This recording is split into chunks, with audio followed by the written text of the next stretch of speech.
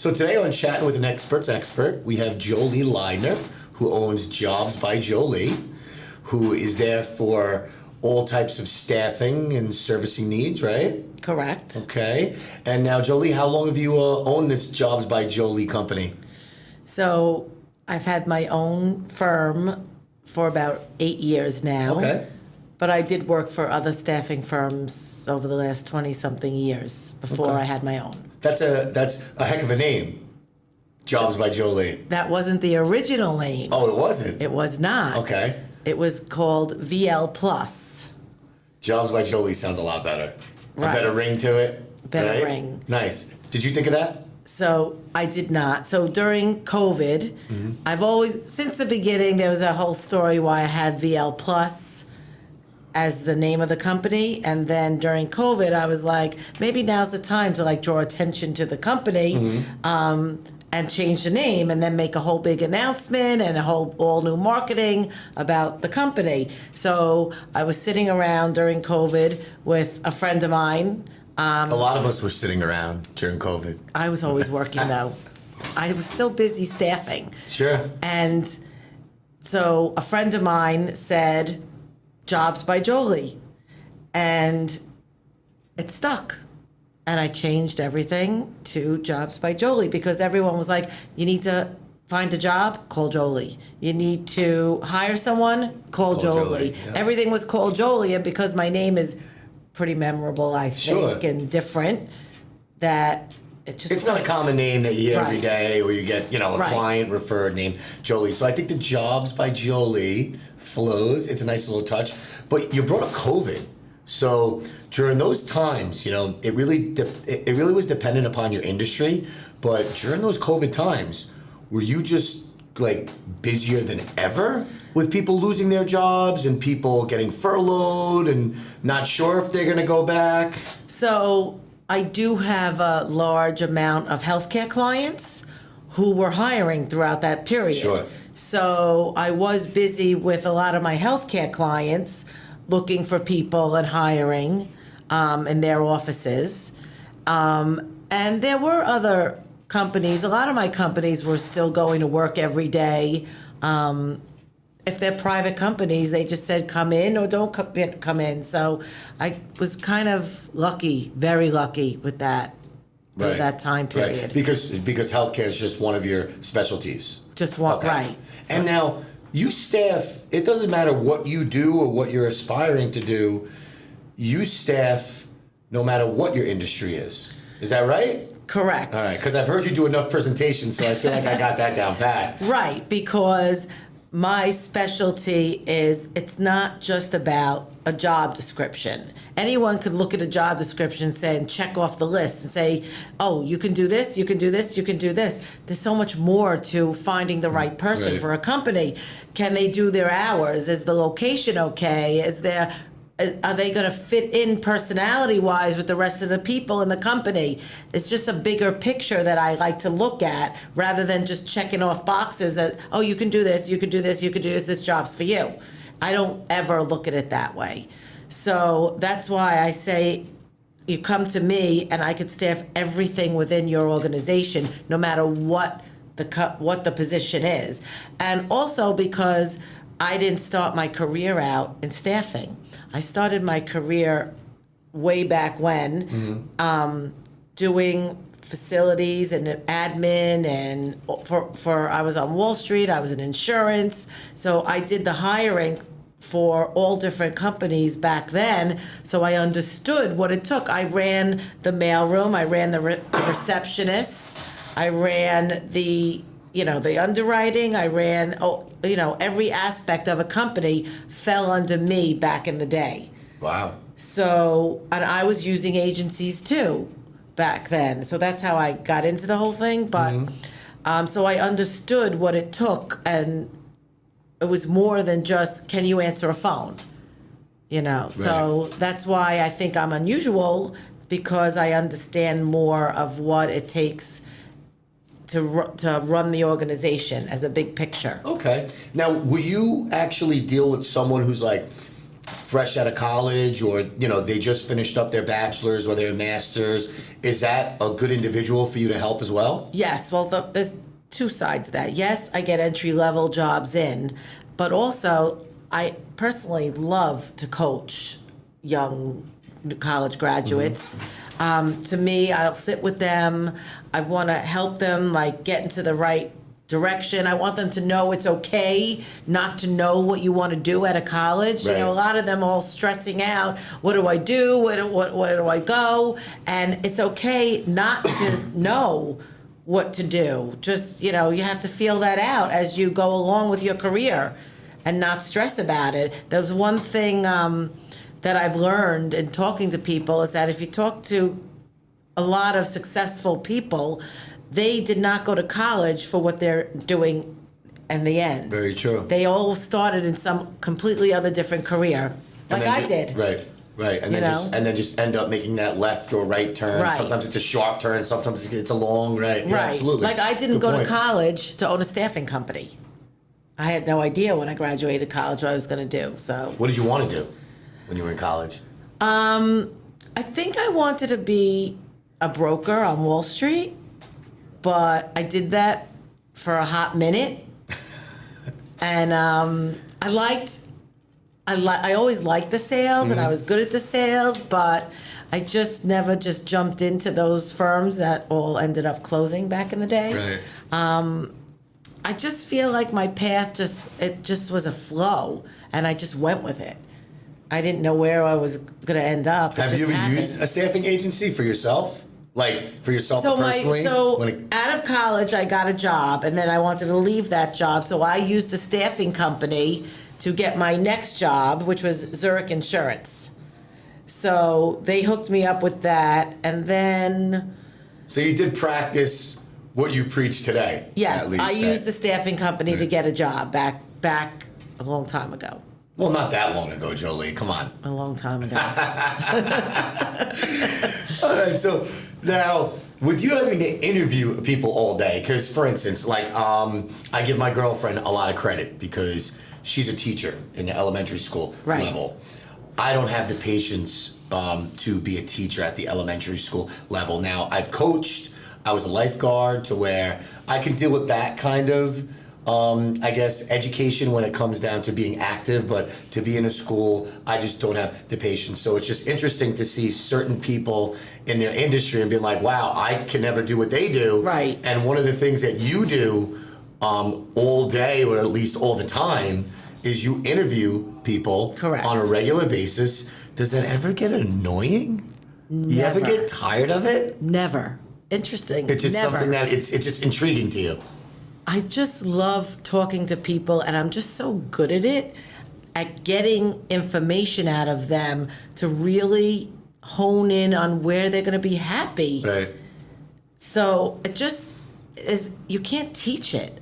I'm just a natural at it. Right. So I just, it's great when people come to me and say, I'm in the perfect job. You found me the perfect job. Or an employer comes to me and you said, you found me everything I asked for and everything I didn't even know I needed, you found for me.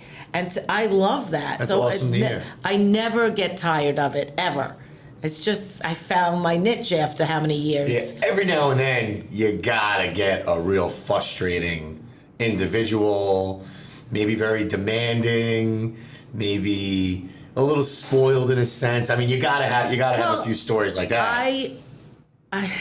I'm tough, so I call them out on it. Right. And it's, they like to manipulate to their way, and I'm like, no, this is not about, this is how I do it. And if you don't like it, I'm not gonna help you find a job, because my clients pay me to find the right people. I just had someone yesterday that came in and was so nasty. They were so nasty. I just couldn't believe it. And then I finally, we spoke for a little bit, and finally I was like, do you not want to be here? And they're like, I really don't. And I said, all right, well, we can end this now. You can leave. Right. And they just got up and stormed out. Wow. I just laugh. I mean, what am I going to do? What are you going to do in a situation like that, What am I right? gonna do? I just you laugh. must get some interviews that are pretty entertaining. You know, it's just. Because everybody's different and I'll tell unique. you, the amount of people that come in and cry on their interviews. with me, Really? it's staggering how many people cry. Over what? Whatever's going on in their lives. Oh, like they start getting into their personal situation, and then Right. you're playing like therapist a little. Right. Oh, yeah, definitely. Wait, so you have to do that too in your business? Because in my Yeah. business, you play therapist all the time too. Oh, so you have really? to do. Of course, yeah. You kidding me? Yeah, I can well, tell you, I guess like, people's homes and what, you know. the things homes, the kids' sports, who drives what to where, depending on what they do for work, when they have time to talk, when they can't, when they have breakfast, Right. when they have dinner. You know, you start to develop that rapport and that Right. that relationship. But now, so crying, so they just break down. They just break down. Some Do you advise them to not do that on an interview? Yeah, of course. Of course. Okay. All right. Now, have And they ever? most people's behaviors when they come to me are not interview appropriate, and then they say, "Well, I wouldn't do this on an interview," and I'm like, "But they don't think of me as an interview." So funny. I always have to say, like, some of them. I mean, I've had them come in like shorts and a t-shirt, and I'm like, "You do know we're talking about getting you a job, like." That's not appropriate for like taking out the trash. Is the only time you should wear that outfit, Right. You know, Right. in your house, and you coming to me to talk about a job, you know. So I coach them on everything. Great. They're free to get up and walk out if they don't like it, but Just like that person did yesterday. right? But I have to tell them like you can't. You know, can you take your piercings all over out for the job or things like that? Shave, maybe get a little clean cut. No? The shaving? No? Because I could see a lot of guys who maybe they don't manicure themselves the way they should. And we all know that people like to judge. Technically, you shouldn't judge a book by its cover, but especially in an interview process. I mean, I like living by also, too. You only get one first impression. Right. That's To it. dress to impress. There's no going back Right. after that first impression. Right. So I mean, people come in with all different multicolor hair, and a lot of the clients we like them, but they're not the right look for our company or something like Mm-hmm. that. It's a individual. I can't tell them change your color of your hair, Right. but they're just not going to get a job maybe because What, you of could it. just recommend something like, oh, you know what, I would recommend if you're going in that field. I'll say something like, can you put, like, if it's a woman that has funky color hair, which may look gorgeous, I'll just say, can you pull it back in like a big ponytail and slick it back so it's not as in your face? Okay. And then I say, they know your skills and how great you are at the job. Once you get the job and show them that, then you could bring out more of your personality and who right. you are. So people seem to understand that. Well put, yeah, absolutely. Now, as far as since you've been in your business for a long period of time, who would you say is, because we don't want to get into favorites by any means, but who would you say is one of your largest clients to where you know that when you get that phone call and they're calling in on the other line, to make sure you can do everything you can just to service that call because you don't know if they're dealing with an existing maybe client of yours who could be problematic. They could be calling to thank you. They could be calling for the next employee. Who's one of those clients that you've had a long-lasting relationship with? I do jump for all my clients. Like, I am working 24/7 for them. I work 7 days a week. And all I've the witnessed time. it. Anytime I've needed you or had a question for you or someone who's looking for a job, you're always available. People like will call like 11 o'clock on a Friday night. Like, I'm looking for a job. And I'm like, are you really looking for a job? Because you would call me during the day. But I will still answer. And they're like, oh, you answered your phone. And I will talk to them about a job. But that's the candidate side. Right. The client side, like I said, I'm working always finding the right people for every single client I have, and my staff always is working on it too.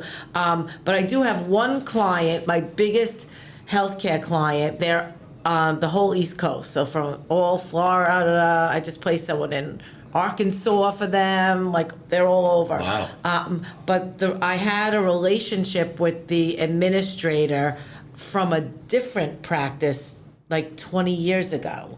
she worked for one practice, and then she left there and went to another practice and brought me with her. But the best thing was, I used to cold call back in the day. Now, thankfully, like, I get so many referrals, so I don't have to sit and cold call like I did when I first started in this business. Sure. And I used to cold call her, and she would say to me, "I'm never using a staffing company to hire. You're never going to use me. I'm never going to use your services to staff." And I was like, that, to me, that just motivated me until I got her to say, "Fine, I need so-and-so." And then I would found out that person, and she hired them, to the point where, fast forward to now, she's like, "Even if I find someone on my own, I'm giving them to you to send to me, because I don't want to do any of it on my own, and I don't even want to have any part of the hiring on my own. I'm doing it all through you." Gotta love those stories. So I went from, Yep. I'll never ever use you, to I'll never not use you. And those are the best kind of clients to get, especially Right. as you're calling and as they have that fence up immediately, or that guard. Right. Because a lot of people give up, but instead, Right. it fired you up, and Right. you embrace it as a challenge. So now that client uses you, they prefer to use you. When it comes down to the accessibility with that individual, they know that you're always there for them. Now, when there's a problem, they know that they can also delegate it towards you as well. Correct. It's that kind of thing. Yes. That's great. Yes. That's great. So now, a problem meaning that you went and got somebody a job, as far as they went through the interview process. I guess all the boxes, I guess you could say, were checked, and then within the first week there's an issue, and then they call you. Correct. Well, there's also the different hiring options. So if I send someone a temp or temp to perm, they're on my payroll, so they're my employees. Right. So the client could say to me, they were late, or we like them, but they were late. If they're late, and then I call them and I talk to them and I find out what's going on, why are you late? Like, don't use your phone at work, whatever complaint the client, so they don't have to do it, they come to me. That's great. So it's easier for them. If it gets to the point where they're like, "You know what, find me someone else, it's not working out," then, I would find someone else, and then I could say it's not working out. I tell everyone, it's up to you.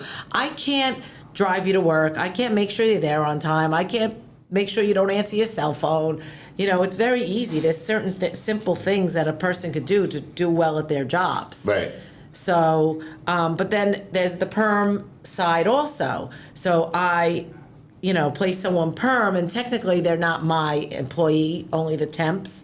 So that's on the company for the administration of that employee. But if they have a serious problem, they can call me, and I could still call them and say, "Listen, do you what's going on? Why are you out so much? Or why are you, whatever issue?" I actually, today, I placed someone perm in an accounting firm. Mm-hmm. And the woman didn't show up for 2 days. And the client called me and said, "Do you have any way of reaching her?" And this was over a year ago I placed them. And they're still calling me to say, "We're worried about her. It's not like her to do this." So they're still, over a year ago, and it was a perm placement, are still asking me to help them, with the administration of that employee. So that's because the relationship is there, and Right. they have so much confidence in you. Right. Because I'm sure there's plenty of staffing agencies that wouldn't go that far. Probably as like, not. "Hey, I helped you out a year ago. I got you what you need. Like, Right. I'm sorry, I can't help you now." No, I never go away. So staffing, look at that. Good for you. So with your staffing business right now and your staffing agency, we know that when you went to school, you wanted to be on Wall. You wanted to go into that Wall Street, I guess, field, and then you kind of realized that really wasn't for you. So now, let's say past that Wall Street, okay? Let's go into, as you're in staffing for Right. years, right? If there was a plan B, what would it be? If there was another career, especially since you place people in so many different industries, if there was another career to where staffing was off limits, what would Joely have I chosen? didn't want to be in staffing, actually. I fought doing that because I was in facilities. So I really enjoyed the facilities management. So I was involved in IT. I built data centers. I was involved in the phone service. I was involved in the furniture and the moves and renting space for the companies and everything you could think of within an organization. So I love that. And then I got laid off at one point, and my kid was an infant, and my one company that I use for staffing said, I want you to run my business. And I was like, I don't know if I want to go into that. And he said, I want you to run my staffing company. I know I could trust you. Come do it. And I was like, fine, I did it. And then I ended up never looking back. But for a while, I was like, I want to go back into facilities, back into Manhattan working. I loved it. But I just ended up being very good at And when you staffing. say in facilities, what do you mean by that? Facilities management for a company. So I worked doing it for Zurich Insurance, and then I did it for some other Wall Street firms. I worked at thestreet.com with Jim Cramer. I don't know if you know him. Okay, yeah, sure. Yeah. So I worked for them. I still. I'm not that young, Joely. Yes, Jim you are. Cramer's, but He's still on today. yes, so. yes, that's how I know. But there was fun back then. Yeah. So now also too, I feel like you're always working. I mean, you definitely have a good balance between of like you're in the office and then you're networking. Correct. Right? You're Yeah. building new relationships, enhancing. You're always working. I mean, do you? Well, it's a do you people cook? business. Do you cook ever? Because you go out for your dinners, but like, do you ever cook? I was just talking You about this with barbecue? my You- son, actually, because he said, the only thing you really ever made were chicken cutlets. He said, maybe you should have cooked more for me. Okay. Did you? I mean, growing up, did you ever have a dog or a cat, or raising your son, a dog, a cat, or a kid was enough? I grew up with dogs. Okay. My family was very much a dog family. We had even 2 dogs at a time. But I just, between always working and then, when I got married and had a kid and working, animal was just too much. So Working and being a mom was enough. It was enough. See, my mom was always like, I got 2 kids, that's enough. Right. Because obviously it's a big responsibility, and I Right. guess my mother was commuting to Manhattan, so I guess Right. similar as far as just work, and then kids. Right. But all right, so no dogs, no cats. No. Okay. Yeah. Never. At least cat people, it's not as much because a lot of cats just kind of take care of themselves, right? Yeah, but You then just the kinda leave- hair's everywhere. You're right. There are hairs everywhere. You're right. And what you're saying is Then you gotta clean a lot more. You got to deal with your hair enough Then you have to to have to deal with clean the a cat. lot more. Right. Yeah, but you probably have a cleaning lady. Yeah, but you still have to I clean. know you have a cleaning lady. Yeah, that's true. You have a cleaning lady. So. Still have to clean. I'm literally never home. Right.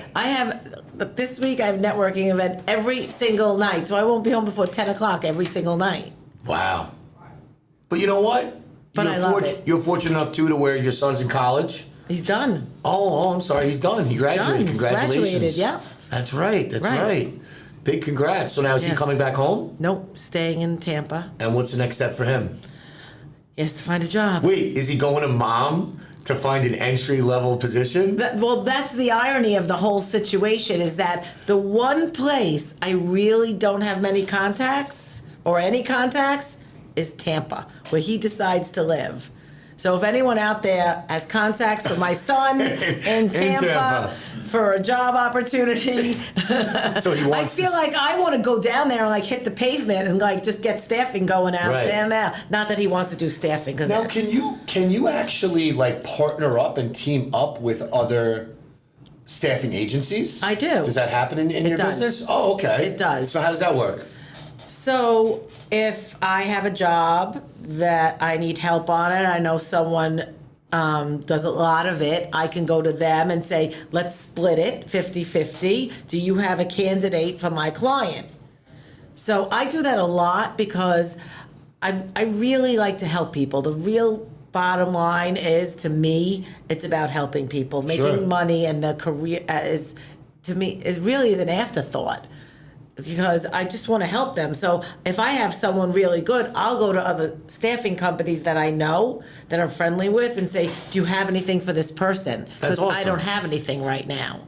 That's But great. I do. I try all the time. Yeah, that's great. That's kind of like how in my industry, when it comes down to business, a lot of loan officers, mortgage bankers, mortgage brokers, think that everyone else out there is competition to me, when of course it is, but to have strategic relationships and alliances to where if I know a particular lender or a product has a better niche product, for my clients, family, friends, I'll go and I'll pass them along, just to kind of do the right thing, know, and it's good to see how that works in your industry, because I would never have thought of, that's how staffing agencies partner up. But like you're saying, if someone's stronger and that's their niche, the same way like being in the medical, field or healthcare, that individual who maybe deals with more like accounting firms or finance may come to you now, because you'll be able to piece the deal together. Exactly. Great. Yeah, so that's interesting stuff. So as far as, let's go with, I don't know if we should use your son. I don't know if this is fair to use him, so I won't use him. We'll use Carlos's daughter, all right? Carlos's daughter, young, right?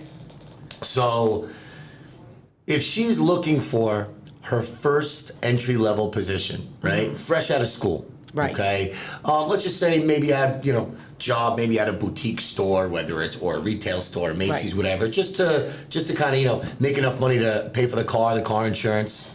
So now, with that entry level position, what are the 3 biggest pointers or tips that you would give that individual before they walk into their first interview? Well, before anyone walks into an interview, they should have looked up the company and researched. So that's number 1. Right. Do your homework. Do your on the homework. company. Just even if you don't delve into their website or whatever, just understand the basics, so you have some sort of intelligent questions to ask. Because the questions not to ask are things like, what's the salary? Do you have benefits? Those are questions not to bring up on an interview, ever. Because really? that could all be negotiated after the fact if the company wants to hire you. Oh, okay. I thought you were supposed to ask those at the end if it's going well, but I could see what you're saying to where... Right, because you don't know if it's going well. You could think it's going well, and then I'll get the call, no, I'm not interested in them. Right. And then my clients have said to me numerous times over the years, they asked me about the benefit package, and they're like, I don't really want to go over that and discuss that with someone. I don't even know if I'm hiring. Right. If I want to take the next step and hire, then we could go into what kind of But coming from me, if I know they need benefits, I know the company offers benefits. You know what I mean? I wouldn't send someone if it was a total mismatch. Sure. So if they come from me, that's one thing. But on their own, they should just be researching and not asking those kind of questions, more about what's my day-to-day role. I always tell everyone, especially the new college grad, Is this number 2? Is this number 2? I guess you could Okay, say that. all right, okay, Make sure your LinkedIn is up to date. Make sure there's nothing on your social media, because I've had people not get jobs because they went to their Facebook page and saw some things on the Facebook page. They're like, I'm not hiring that person. Inappropriate. So, but always make sure you have a professional LinkedIn picture, not out, on a boat or something. And make sure, it looks good. And then I personally like you to go to the company on LinkedIn and maybe connect with the person you're going to be meeting with. Show an interest. Yeah, in that I like respect. that. I like that. So number 1 is do your research on the company. Know who you're going to be. Know, I guess, the person across from you who is doing the interviewing. Right. Understand the company and how it works and the services they provide. Number 2, clean up that social media. Make sure LinkedIn is crisp and you look professional. Right. And what do you got for number 3? Number 3 is, well, are we talking about when they're interviewing or looking for a job? I'm saying as they're about to go on to that first interview. Right. Right? Right. And before they actually go and start their day by getting on the train, getting in the car, like Right. what are the 3 things that And that they obviously should the do? dress. Okay. Attire, make sure you look the part.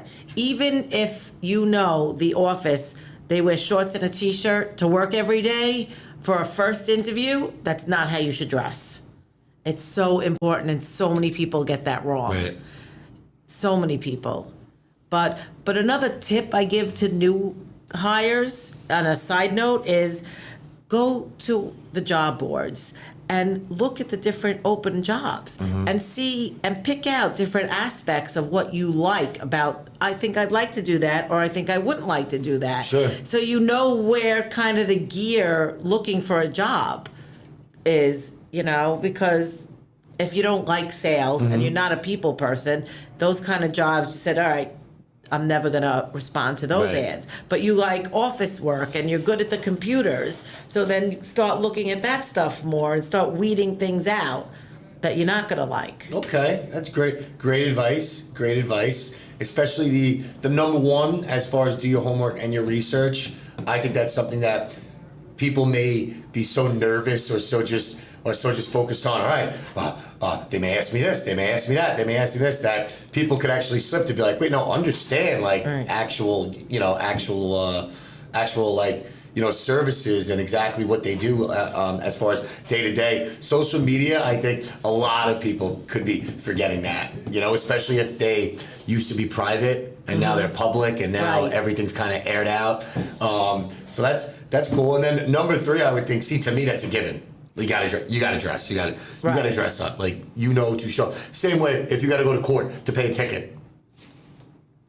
Go look how people dress to You're court. right. And I remember being 19 and I got a stop sign ticket because I rolled past the stop sign right by my high school. Right. And then I remember showing up. This was the first time I went to traffic court, and I was there in the town of Hempstead, and then I'm there and I was in jeans and a polo, and then there were a few people there in shorts, and then the DA goes and gets up. And it's like anybody in shorts, and you could tell he was having a bad morning, Right. I guess you could say. And then I remember on that Friday, he said, anyone who's wearing shorts right now, you can get up and get out of my courtroom. Really? And then he's like, you are not to be wearing shorts when you show up to court. You are to be wearing, I don't care if it's jeans, slacks, you are not to be wearing, and then 2 guys got up and left. So from just, that was also, I was 18. I was 18 at that point. So, Right. So obviously that, things like that kind of stick, but my parents were also big into, dress the part. Right. Type thing. Even on picture day. When you go to school, Yeah. dress the part. Oh, I can imagine what your elementary school pictures look like. So as far as See, it starts way back then. yes, you're right. You don't realize, right? Mom would be proud. So mom is proud. So Jobs by Joely, who's always helping other people find jobs. She's helping employers. When Joely gets free time, okay, on a Saturday, Yes. on a Sunday, what does Joely enjoy doing? What do you like doing in your spare time? Get some free Listen time. to bands. Listen to bands. Yes. Concerts. Paramount. Yes. Yes. You're a member over there, correct? Founders member. Yep. You're a member of. Is it the Founders Club or Founders Room, yes. The Founders Room. Very nice. How long you been a member there? A long time. Long time now, huh? Yeah. Very nice. Somewhere to go, see shows. Nice. And just kind of hang out, and you probably network. And network, yes. Network, yep. Always. Awesome. Yeah. Awesome. That's how I started going, because clients were always going. And I was like, oh, they're always going. Maybe I should be going. Sure. So There you go. Nice. Well, so for the audience, anybody who needs to get a hold of you when it comes down to any type of employee needs, employer needs, how can they find you? they call my cell, 516-521-7602. You don't have to worry. Carlos has that on lockdown. He's got it already on the screen. And they could text, they could call, you could email Joely at jobsbyjoely.com, Joely, Joely at jobsbyjoely.com. And I'm pretty much will get back to you myself, I'm pretty hands-on, even though I do have other people in my office. But Everything right. goes through me. Awesome. Well, Joely, thank you for taking time out of your very busy day. I know you have a client right after this. So thank you for coming and looking forward to having you again. And thank you for doing this with me.